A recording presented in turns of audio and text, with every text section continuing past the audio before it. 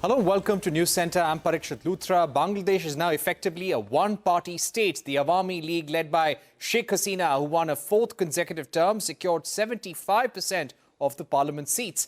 Khaleda Zia's Bangladesh Nationalist Party did not contest the election.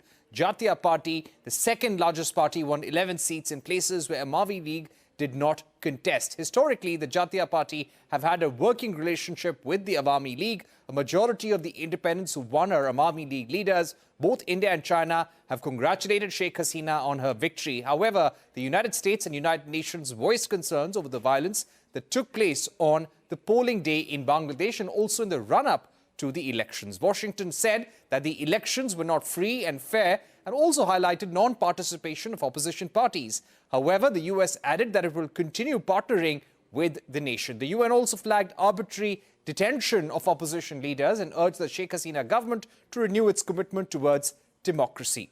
Remember, this was a highly watched election in Southeast Asia. US, UK, all were watching this election very closely. Sheikh Hasina has been a close ally of India and strong links with Prime Minister Narendra Modi as well. She has now got a fourth term in government.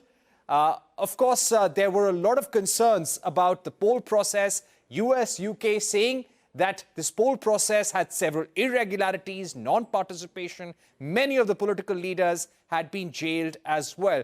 So therefore, there are question marks on the election process and the vote and the result as well. India, China and Russia have congratulated Sheikh Hasina and pledged to have closer ties going forward. We will be joined by former diplomat Meera Shankar, and currently we have with us Choudhury, senior journalist and editor, joining us from Bangladesh. Let me go across to Salahuddin first. Mr. Salahuddin, a lot of questions about this election process. US, UK have raised strong concerns about the entire process. How is Bangladesh likely to respond to these concerns? Do you see any change in relationship between Bangladesh, the US, the UK and the world as a result of the fourth term for Sheikh Hasina? Thank you very much. Actually, United States, as you know, that they have said that if I just read the statement from the US Department, that the United States condemns, United States shares the view with the other observers that these elections were not free or fair, and we regret that not all parties participated. Now, US is referring to observers. There have been observers from many countries, and they have said that this election, January 7th election, has been free and fair. Now, United States is saying the election is not free and fair. On the basis of which observer they are referring to, I don't know. Of course, as you said just now that you are talking about the one-party state, Bangladesh. In this case, I'd like to bring here one evidence that back in 2008, when there was a military-backed interim government in Bangladesh, at that time also during the 28th general election, BNP did not want to participate in the election. Only BNP joined the election when Khaleda Zia entered into a secret deal with the army-backed military regime for sending her son Tariq Rahman to US, and also a few more other conditions to be met. This time also before the election, BNP set forward same conditions that Tariq Rahman, who is currently facing 2 life-term imprisonment on terrorism charges, Tariq Rahman should be allowed to return to Bangladesh, and Khaleda Zia should be released from the prison, and all her convictions should be declared null and void. So under such Mr. Salahuddin, situation, I'd like to also ask you, in her fourth term, what kind of global relations would Sheikh Hasina be seeking with India, with China, with Russia? Which countries would she like closer relations with?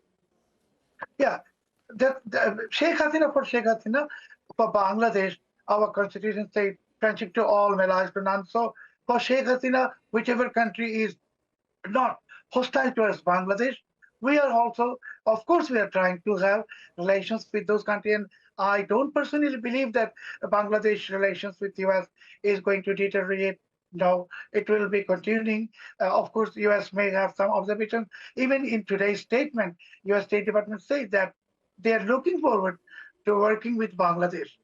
So with Bangladesh and US, there are multiple bilateral relations, multiple exchanges, trade relations, etc. So it's not like that it can be just jeopardized or anything. But of course, for Sheikh Hasina, we are now looking forward towards friendly international community, friendly nations who will understand our situation. For example, as you mentioned, India, India understands the situations here in Bangladesh, and it has been cooperating. Right. Now, when it comes to some of the reforms or some of the campaign promises made by Sheikh Hasina, what do you expect, Mr. Salahuddin, in the days to come? Any announcements that she's likely to make?